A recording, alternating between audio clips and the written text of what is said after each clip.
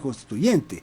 Una vez que se ha superado el paro, ya dejamos atrás ese tema, se rehabilitan las vías, habrá que hacer todos los esfuerzos para que Imbabura tenga vigor, tenga energía, pueda recuperar el tiempo perdido. Y bueno, ahora el tema político tomará primera plana, primera página. Por ello, esta tarde vamos a generar una conversación con Jorge Peñafiel, ex asambleísta, abogado con larga trayectoria, y también en Cuenca, Jeremías Tama.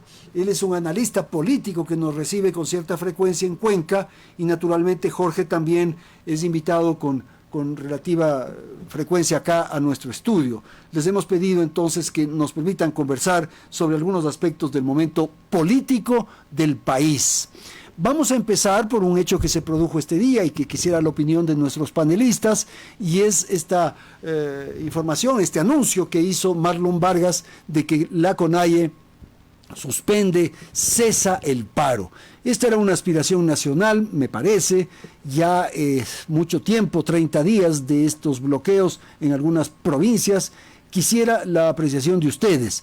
Vamos a empezar entonces con Jorge Peñafiel aquí en los estudios, mientras Jeremías nos recibe en exteriores en la ciudad de Cuenca. ¿Cuál es la apreciación que usted tiene sobre la noticia de hoy? Buenas tardes.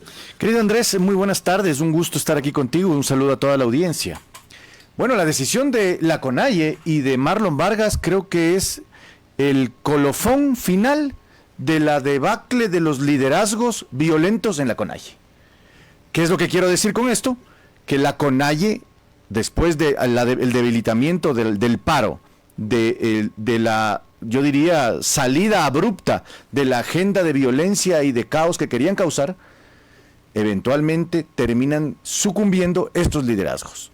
ISA, en primera instancia, Leonidas Issa, que viene liderando 2 paros, y este de aquí tuvo una importante presencia, y evidentemente Vargas, porque Vargas, si bien es familiar del anterior Vargas que estuvo en el primer paro, es el liderazgo violento, el liderazgo caótico, el liderazgo que proviene de la izquierda más radical, el que se viene debilitando. Bueno, pero los liderazgos, yo creo que el país necesita tener asociaciones, tener comunidades, tener sindicatos, tener cámaras de la producción, y el sector indígena necesita tener una voz. Pues. Sin duda alguna, creo que el debilitamiento de la CONAIE también afecta a todos los otros ecuatorianos que no somos de la CONAIE y que no somos indígenas.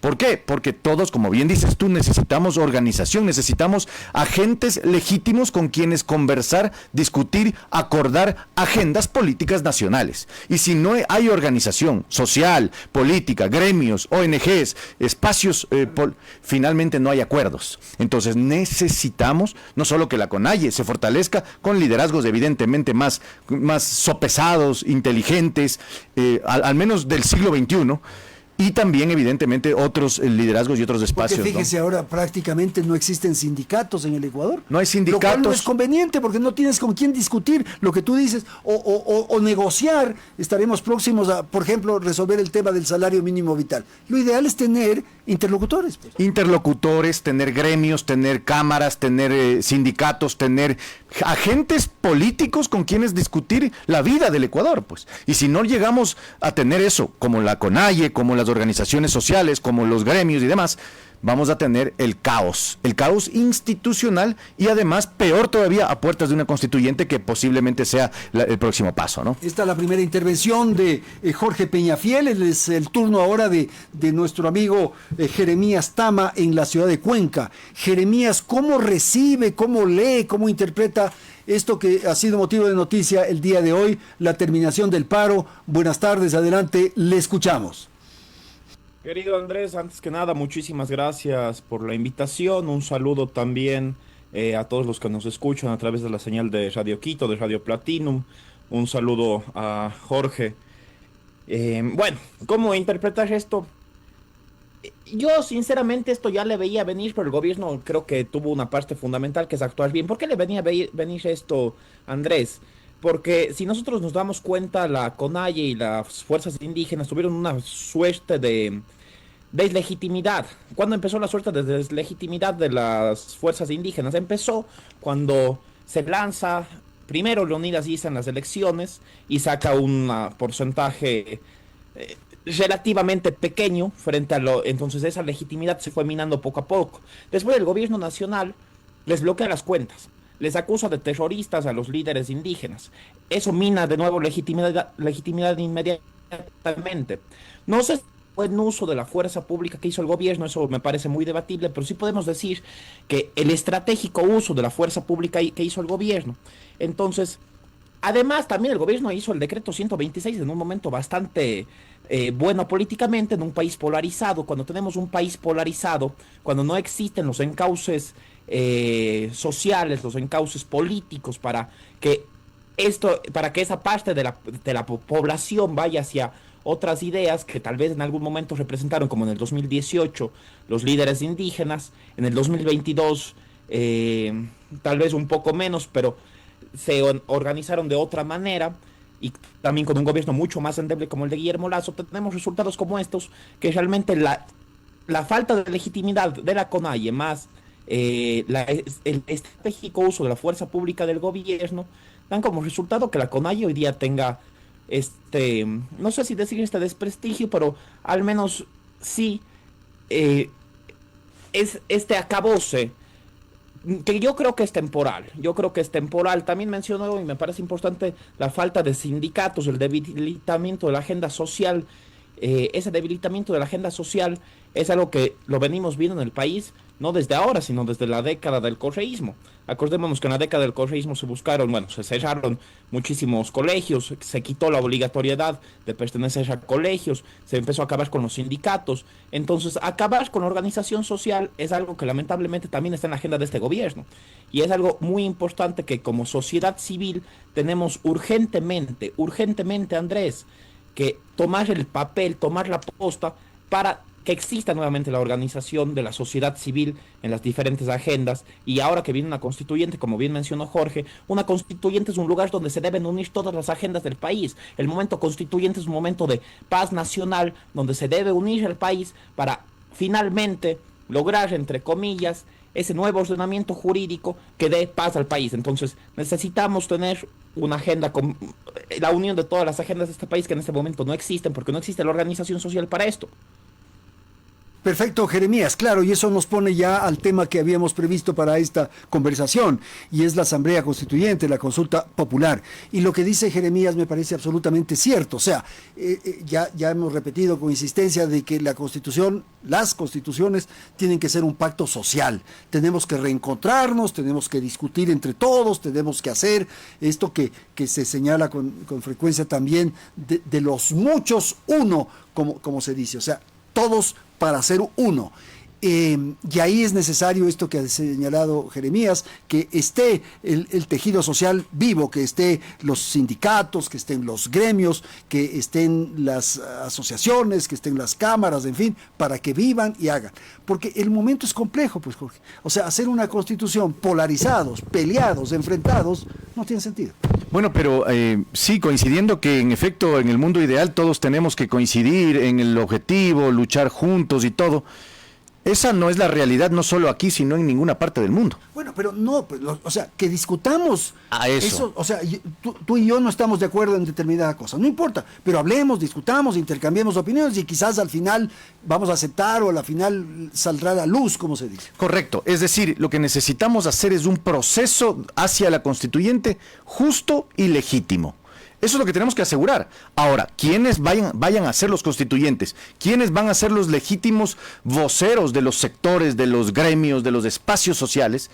Evidentemente eso ya va a ser parte de la dinámica electoral. La gente tendrá que elegir a esos voceros, ¿no? Ahora, eso es lo que ahí es en donde yo quisiera poner un punto, porque a mí me está pareciendo que el estatuto que envió el presidente de la República, con el cual pretende elegirse los constituyentes, es un estatuto que, en vez de pretender una legítima representación de los gremios, de los espacios sociales, lo que está haciendo es asegurando un espacio de poder en la polarización que está.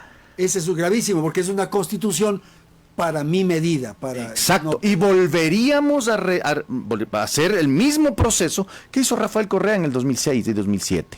Es decir, no estaríamos cambiando nada.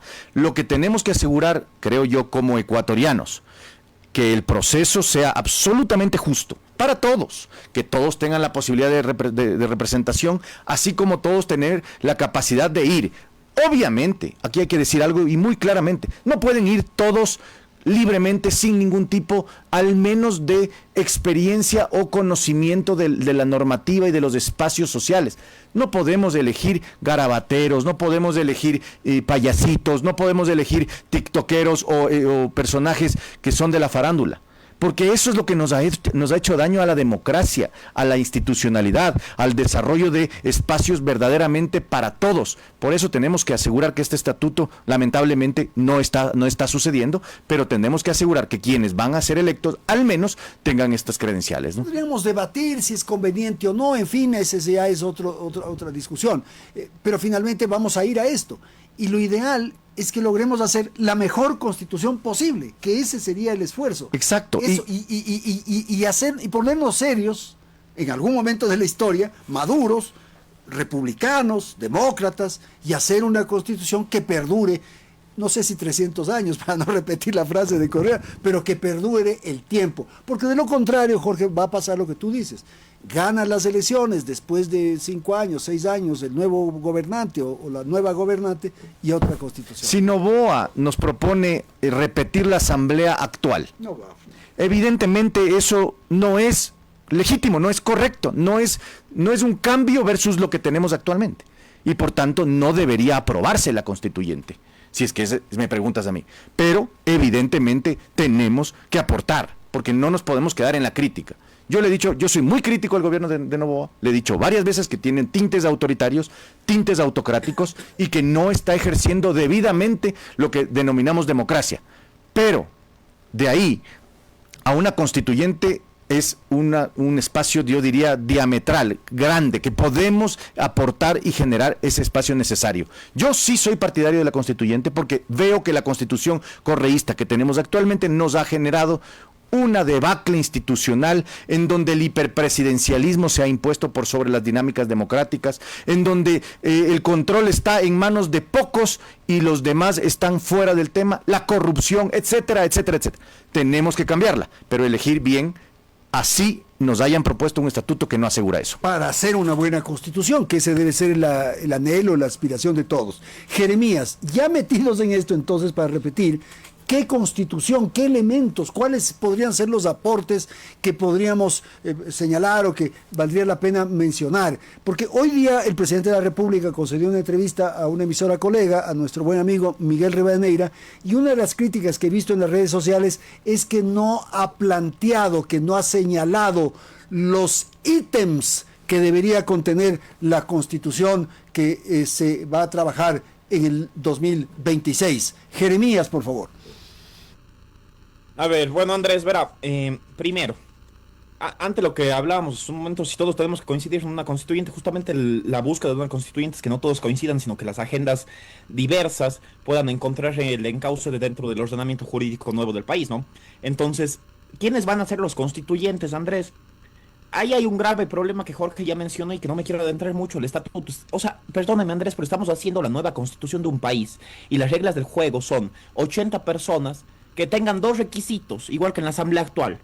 Tener 18 años, ser mayores de edad y saber respirar. Entonces no hay ningún otro requisito. Y esa persona es constituyente en este país. Es así de sencillo. Y hablemos sobre la dinámica electoral de esta elección. Muy inteligentemente, el gobierno nacional cambia el método Webster por el método de Hunt, beneficiando a las mayorías, ¿no es cierto? Segunda cosa. Me mencionas un momento, Andrés, si Noboa tenía que proponer ciertos ítems, para nada. Él es el presidente de turno, la constitución es el lugar seguro, entre comillas, de los ecuatorianos. Entonces el presidente de turno no tiene que proponer los ítems, porque de hecho las constituciones, y si vemos la historia, nacen después, o las constituyentes nacen después de momentos complicados de los países, después de transiciones de dictadura a democracia, ejemplo, por darle un ejemplo, Chile, Ecuador, constitución del 78. Y entonces todos estos elementos que no tiene que proponer el presidente, sino tienen que nacer del pueblo, del país. Y para eso sí quiero recordar el último momento constituyente que tuvimos en este país, que fue el del 2008.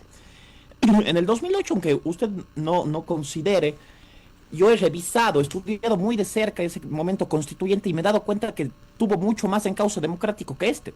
muchísimo más, porque sí hubo agendas en ese momento constituyente. La Constitución, ¿cómo debe estar dividida? La Constitución son dos torres, ¿no es cierto? La parte orgánica y la parte que vienen todos los derechos, lo que conocemos como dogmática, el catálogo de los derechos fundamentales, y en medio hay un codo que hace que se unan estas dos, que son las garantías constitucionales, que son la capacidad que tenemos los ecuatorianos de poder hacer eficaz nuestros derechos fundamentales. Entonces, ¿cómo va a organizar el gobierno nacional esto? A mí me preocupa mucho ver en este momento que con el método de Hon quieren poner asambleístas que sepan solo respirar y que tengan 18 años. Me preocupa que no haya una agenda democrática, me preocupa que una constituyente se quiera hacer en medio de un estado de excepción. Le pregunto a Andrés, le pregunto a Jorge, ¿acaso en un estado de excepción es el momento más adecuado para hacer una constituyente? En medio de un conflicto armado interno, ¿es el momento más adecuado para hacer una constituyente? ¿Es un momento de convergencia nacional? La respuesta es sencilla, la respuesta es no. Entonces, y además de eso, con esto cierro, Andrés, Jorge hablaba de que hay que cambiar la constitución en parte porque es Castro chavista y el hiperpresidencialismo. Le pregunto, Andrés, y que le pido al público que nos escucha que reflexione. El presidente Noboa demuestra ser un presidente más institucionalista, un presidente menos autoritario, un presidente al que no le incomode la constitución. Mi respuesta sencilla sería, entonces, el presidente Noboa buscar hacer una constitución aún más hiperpresidencialista, aún menos institucionalista, que nos causará más problemas como país y encontrará más polarización en este país. Eso me preocupa y me preocupa mucho. Claro, entonces ya Jeremías pone algún tipo de punto de debate, y es el momento, por ejemplo. En un país en guerra interna, en confrontación, es el momento más adecuado.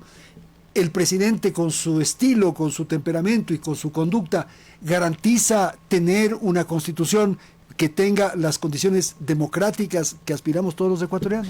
A ver, yo quisiera puntualizar un tema que bien lo dijo Jeremías y que creo que vale la pena considerarlo dentro del análisis. Es el hecho de si tenemos que ir a la constituyente con una intención política o no. Porque él decía, precisamente la constituyente es el espacio en donde se tiene que definir esa iniciativa. Y no, yo personalmente creo muy fielmente que tenemos que ir con un claro mensaje a la constituyente. Y por eso creo que el presidente de la República se equivoca al decir, no les voy a decir de qué se trata mi constituyente, porque ya después les digo. O sea, esa forma de hacer, de convocar y de darle el mensaje a la gente es equivocada, porque la constituyente tiene que ir con un mensaje de democracia, por ejemplo, o puede ir con un mensaje de no, vamos más hacia el autoritarismo, o ¿saben qué? Declarémonos una república federal o adscrita a otro estado, yo qué sé. O sea, tenemos que tener una intención, al menos me refiero a nivel social, a nivel público, en donde todos podamos coincidir. Ahora, eso por un lado, y por otro, y por eso creo que el presidente se equivoca. Porque si es que el presidente no dice por qué vamos a ir, nos está diciendo, vengan, voten a favor de una constituyente para que me den a mí la posibilidad de hacerla. Lo que puede hacer es marcar la cancha. Pero debería. Jorge. Y entonces ahí sí vamos a jugar con estrategias a la defensiva, con acciones por costado derecho, o izquierdo, como juegan el fútbol. Correcto, pero tiene que decir algo. No puede decir, crean en mí, como acto de fe, a dónde yo les voy a llevar. O sea, eso no. Y creo que sí tiene que decir. Ahora, no lo va a decir, entonces va a peligrar su constituyente. 1. 2. Lo que decía Jeremías es fundamental. Creo que no podemos caer en una retórica en donde el conflicto sea la razón de ser de la constituyente, porque todos estamos en el conflicto en este momento. Acaban de poner 2 coches bombas en Guayaquil, en Quito asaltan a mano armada y asesinan como a mansalva, en todo el país está en terror. Y las Fuerzas Armadas bombardean Buenos Aires. Entonces, y estado de excepción, y además tenemos movilización de todos los ciudadanos, casi como en la época de los 80 en Colombia. Entonces, el momento no es ideal, pero tampoco el momento va a ser un momento perfecto. Y que creo que también hay que coincidir en que tenemos que salir del hiperpresidencialismo, del control político de las instituciones democráticas y libres. Tenemos que también proponer un nuevo Estado a la tónica de la actualidad, en donde la tecnología, el espacio, la representación, los derechos sean verdaderamente ejercidos. Pero si es que no tenemos el marco completo, el marco bien planteado, desde lo conceptual con el mensaje del presidente y desde lo fáctico con los hechos que se están dando, evidentemente una constituyente podría ser peligrosa. Porque además podría ser hecha con la inteligencia artificial. Entonces es una cosa falsa que no responde. ¿Inteligencia artificial o inteligencia maliciosa? También. Como sucedió en la constituyente de Montecristi. No nos olvidemos que lo que se aprobó, y lo dijo León Rodós en su época, no era lo que se discutió.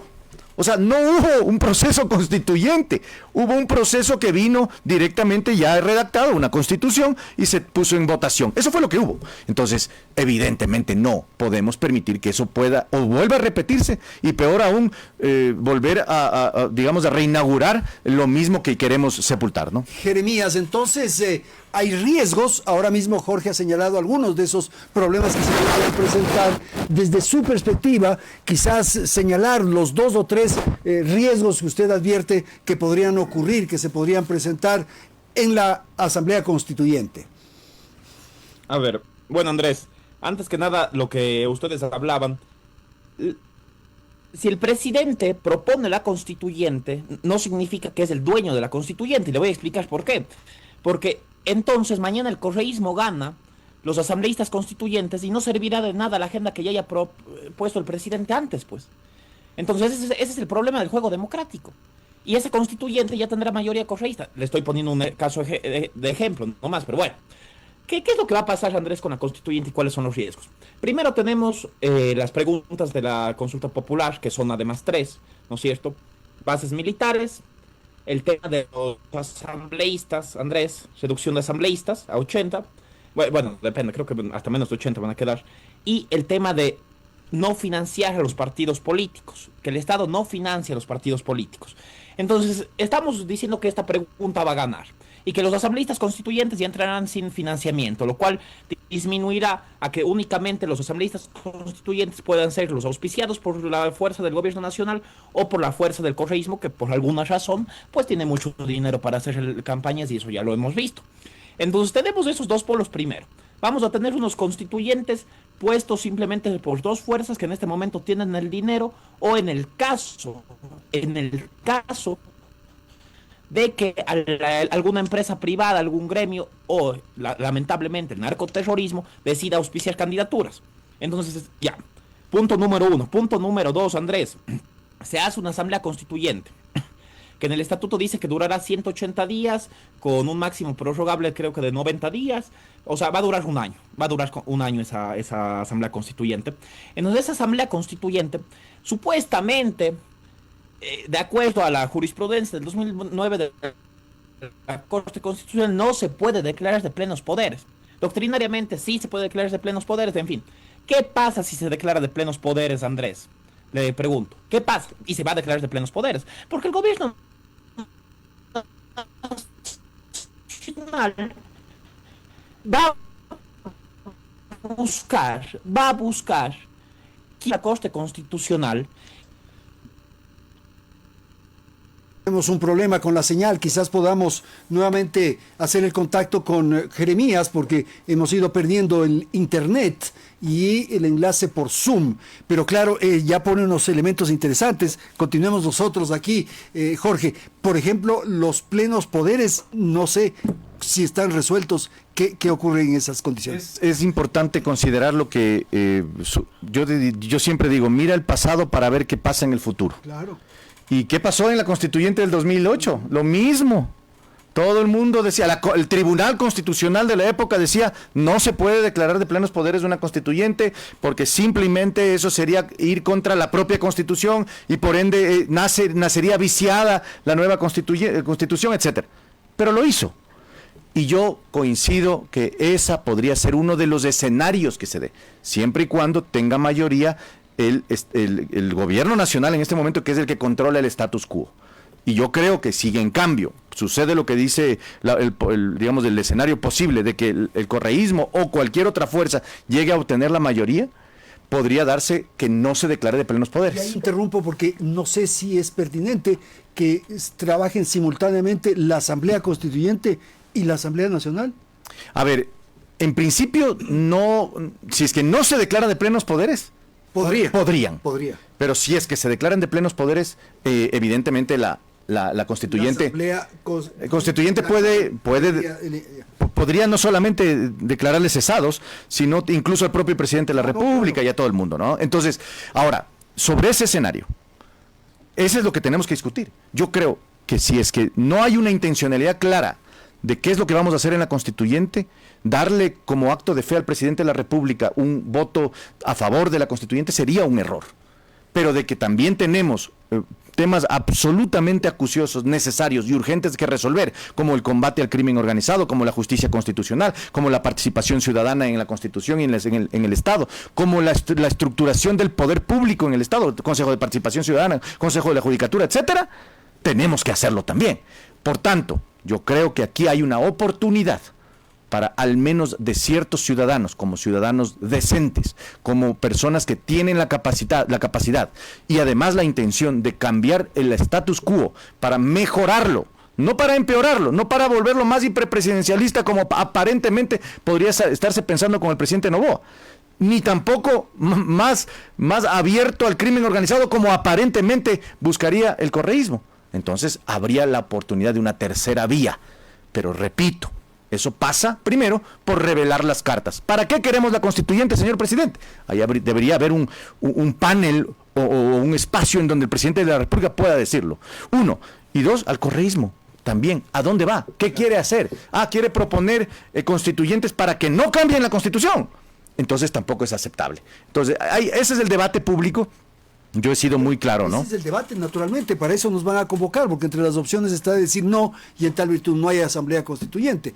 Y si hay asamblea constituyente, bueno, ahí vamos a aportar. Jeremías, qué pena, se interrumpió un ratito la señal, hemos recuperado la misma. ¿Será que ahora nos escucha bien y puede continuar con su exposición? Adelante, Jeremías Tama en la ciudad de Cuenca. Bueno, le escuchaba a Jorge justamente esa preocupación de que exista un panel donde el presidente diga qué va a hacer con la constituyente. En eso estoy de acuerdo. Y que Jorge, bueno, yo hubo ese panel hace 2 días. El presidente dijo que si hay constituyente no les agarran. Fueron literalmente las palabras del presidente de la República. Entonces, es algo preocupante cómo el presidente ve la posibilidad de constituyente, y de eso nace mi duda, que realmente la constituyente para el presidente va a funcionar, sea como asamblea, sea con... Entonces, si no va la nueva constitución, el presidente de la República igual va a ocupar el poder de la Asamblea Constituyente para hacer acciones que en este momento no puede hacer. Ejemplo, destitución del Corte Constitucional, poner una Corte Constitucional transitoria. Solo ese es un pequeño ejemplo de todo lo que puede hacer. Hace un momento hablaban de la Asamblea Nacional y si va a funcionar a la par que la Asamblea Constituyente. No tendría por qué no.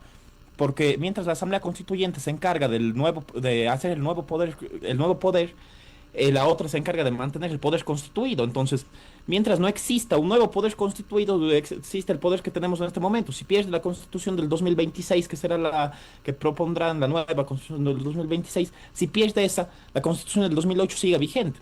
Ahora, la pregunta que tengo es, y esto yo ya lo hablé ayer con varios jurisconsultos, ¿qué va a pasar con las decisiones que tome la Asamblea Constituyente si pierde la constitución? Aquí hay 2 opciones. La una opción, y se va a hacer, si esto llegase a pasar, se va a hacer un debate interesantísimo en derecho. La una opción va a ser, tenemos por una parte, perdón, creo que aquí alguien, no, tenemos por una parte que se decida que sea ilegítimo esto y que se dé un paso atrás y se acabe con todas las decisiones que haya hecho la Asamblea Constituyente, y la otra parte va a ser que el presidente de la República y quienes les interese eso van a decir, la Asamblea Constituyente ya se dio, el voto por la Asamblea Constituyente ya se dio, y hubo una elección popular donde la Asamblea Constituyente ganó, lo que no ganó fue el texto constitucional. Entonces todas las acciones que tomó la Asamblea Constituyente en esos 12 meses van a quedar. Entonces eso va a ser preocupante. Ya no le veamos, Andrés, tanto a la constituyente solo con la suerte de escribir un nuevo texto constitucional. Veámosle a la constituyente con la suerte de que el presidente tenga mucho más poder del que tiene hoy día, un poder casi absoluto, si no absoluto, sobre el Estado. Entonces, en esta suerte de hiperpresidencialismo que Jorge decía, creo que esto es lo peor que podemos tener del hiperpresidencialismo, una asamblea constituyente de plenos poderes. Jorge, a ver si... Yo creo que coincidimos en la gran mayoría de elementos, pero sí me gustaría, por ejemplo, profundizar yo coincido que va a darse una discusión en el momento en que la Asamblea Constituyente ya genere un borrador de constitución y ese borrador de constitución pierda las elecciones. Chile. ¿Qué pasa con todas las decisiones que se tomaron cuando fue de plenos poderes? Cuando estuvo en plenos poderes. Esa es la discusión jurídica. La decisión de eliminar el Consejo de Participación, por ejemplo. Claro, ¿por qué? Porque tendríamos entonces que elegir un nuevo... es decir, por eso repito, yo creo que tenemos que saber la intención y tiene que expresarse de manera clara. Y si no es de manera clara... Eso resuelve, Jorge. Porque puede ser que la intención sea A y ganen los del B y echen abajo toda la aspiración que tenían los del A. Sí, pero eso es el juego de la política. Precisamente ese. ¿Por qué? Porque yo puedo entrar a la cancha con una intención y durante el proceso me modifico, cambio, porque una constitución es para eso, ¿no? A la cancha con la intención, los del A, los del B, los de la C, los de la X, y todos entren con una intención y nos digan, nosotros queremos ir a la asamblea para hacer esto. Sí, pero obviamente el juego de la política y el juego democrático es en el debate y en el acuerdo modificas posiciones. Y por tanto, tienes que informar. Ese es precisamente el ejercicio. Lógicamente, que eso tenga que aprobarse al final del camino, eso también es una verdad y ha sucedido en Latinoamérica, ha sucedido en el mundo, en donde al final no quieren esa constitución y quieren la anterior. Hay muchos casos. Ahora, ¿a qué juego quiere jugar el presidente? Eso es lo que quiero saber yo. Porque a mí sí me interesa saber si votar sí o votar no. Si quiere, para volverlo más hiperpresidencialista a la Constitución y volverle y a la Asamblea Constituyente declararla de plenos poderes para tomarse, ya ahora sí, oficialmente, de manera clara, todo el poder, entonces no. Ahora quisiera, Jeremías, que usted analice el tema de los plenos poderes. ¿Esta es una facultad intrínseca de esa asamblea que vamos a elegir en algún momento? ¿Es facultad de ellos o hay algunas limitaciones que podrían surgir? Jeremías Tama, por favor. A ver, Andrés, sí, la Asamblea Constituyente, el Poder Constituyente tiene 3 limitaciones. El encargo constitucional, supuestamente, de esto ya vamos a hablar más adelante, tiene el poder, la limitación de la dignidad humana, o sea, no pueden ir ni a hacer temas que vayan en contra de la dignidad humana, por ejemplo, volver la pena de muerte, por ejemplo, la silla eléctrica, la cadena perpetua, en fin, dignidad humana. Y tercero, los instrumentos internacionales de derechos humanos. Ecuador ya ha suscrito de instrumentos internacionales de derechos humanos una nueva constituyente, no significa que va a cambiar la suscripción y la ratificación de esos instrumentos. El único cambio que podría existir es la manera en cómo nuestro ordenamiento, sus instrumentos internacionales, podríamos pasar, hoy día tenemos una suerte dualista, una suerte monista, pasar a una suerte dualista, ¿no es cierto? Que significa que los instrumentos internacionales tendrán que ser procesados, tendrán que ser ratificados y después procesados mediante ley orgánica para que sean aplicables en el país. Pero, además, hablemos, si no es una facultad, doctrinariamente sí es una facultad propia. Cuando nosotros leemos la doctrina, una facultad propia de la Asamblea Constituyente será ser de plenos poderes. Jurisprudencialmente, una facultad propia de la Asamblea Constituyente, porque en el 2009, cuando la Corte Constitucional empezó a hacer una gran cantidad de jurisprudencia constitucional, hay una sentencia en donde dice que una nueva constituyente no, con el interés de proteger la propia constitución que hoy día tenemos. Ahora, ¿esto va a pasar?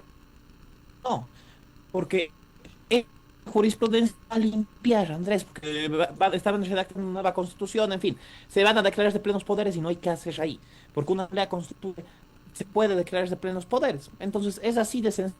No es una facultad de jurisprudencia, finalmente es una facultad propia de la constitución.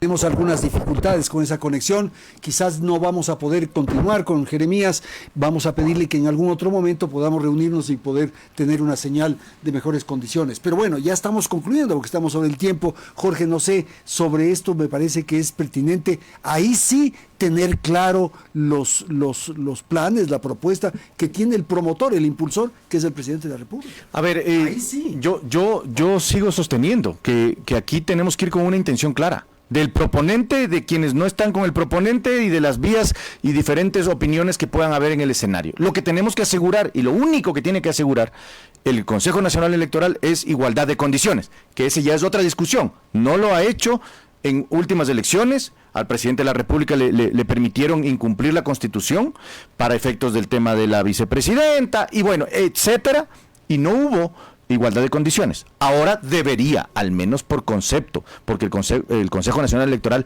es el ente rector de la democracia del país. Tiene que asegurar igualdad de condiciones. Y además, creo que también tenemos que conocer ciertamente los perfiles a profundidad de quienes podrían ser constituyentes. Yo creo que la constituyente tiene más a favor que en contra. Ya. Sí, eso es cierto. Pero va a depender del proceso con el cual se vaya a llevar esta elección. Y claro, también va a depender de si el presidente de la República nos cuenta para qué quiere convocar a la constituyente, ¿no? ¿Usted va a ser candidato a la constituyente? No, yo no sé todavía eso, evidentemente estamos todavía muy prematuros, pero yo he dicho a la ciudadanía y a todo el mundo que mi perfil está puesto sobre la mesa para efectos de discusión, de debate, de someterme a mí al escarnio público y además, evidentemente, mi capacidad.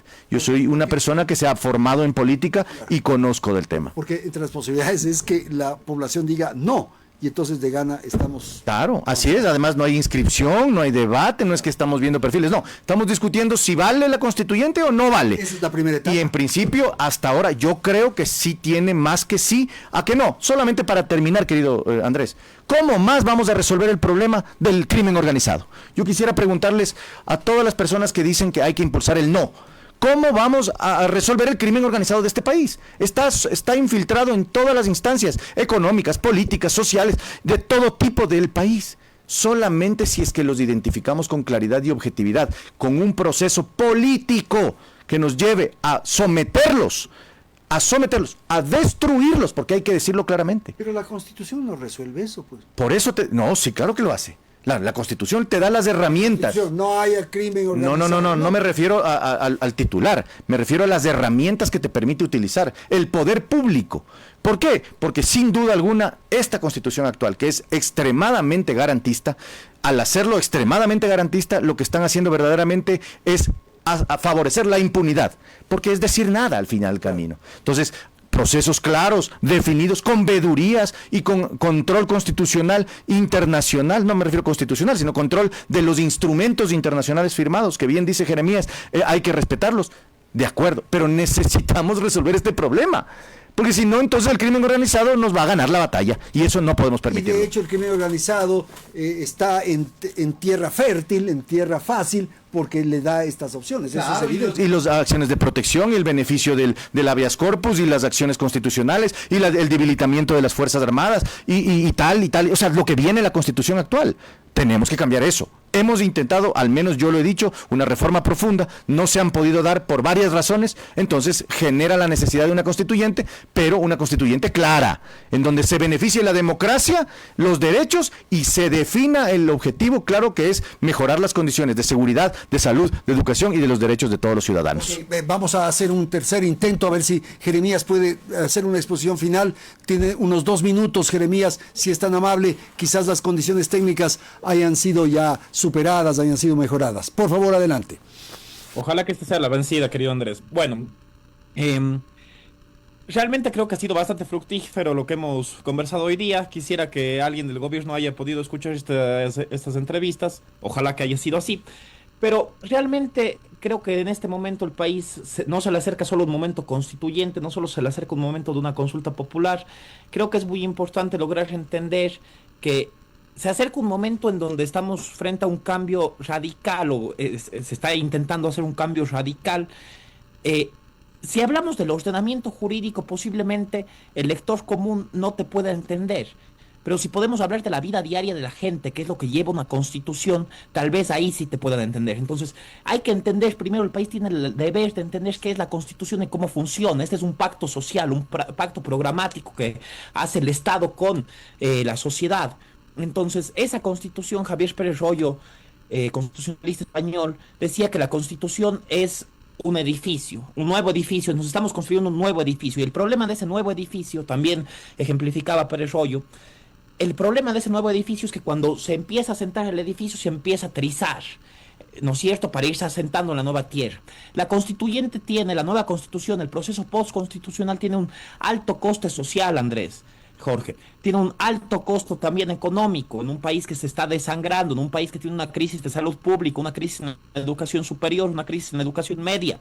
Entonces tenemos que entender si realmente es una prioridad también en este momento para el país hacer una constituyente, Andrés y Jorge. Si es una prioridad para el país gastar 180 millones en elecciones, si es una prioridad para el país gastar 50 millones en sede constituyente con asesores, con no sé qué, con sueldos de asambleístas constituyentes, es una prioridad. Yo considero personalmente en la situación de país que tenemos que no. Creo que no, que se puede empezar a trabajar sobre esta constitución con el mecanismo de reformas parciales, que se puede acabar con los tintes correístas de esta constitución con el mecanismo de reformas parciales, que se pueden ocupar las sentencias de corte constitucional que ya tenemos del 2022, por ejemplo. En el 2022 tenemos la sentencia de corte que nos permite acabar con el Consejo de Participación Ciudadana, trasladar estas funciones a una bicameralidad. En fin, yo intentaría primero apostar por eso, pero creo que es un debate que se tendrá que dar en otro momento. Gracias, Jeremías. A ver, rápidamente, unos 30 segunditos. Yo solamente quiero decir algo. Ya se ha intentado desde siempre hacer eso. Incluso el proceso de Julio César Trujillo intentó también despolitizar el Consejo de Participación Ciudadana y termina más politizado que antes. Ya hemos visto cómo se utiliza la Constitución para beneficiar al crimen organizado, para beneficiar a las mafias, para beneficiar toda esa dinámica. Yo no soy gobernista. Ojo, yo soy muy crítico al gobierno nacional, pero entiendo que el país no da más y que necesitamos cambiar las herramientas con las cuales la justicia, los jueces, los fiscales, los políticos, la fiscalización trabaja para desarmar el crimen organizado. Así tenemos que proceder. Lo otro es la barbarie, el caos y lo mismo que tenemos ahorita. Muy bien, señores, muchísimas gracias por haber asistido a este llamado. Ha sido Jorge Peñafiel, Jeremías Tama. El tema, hemos iniciado con el paro nacional, el paro convocado por el movimiento indígena, y hemos tratado fundamentalmente la consulta popular y la asamblea constituyente. Muchísimas gracias por atender este diálogo.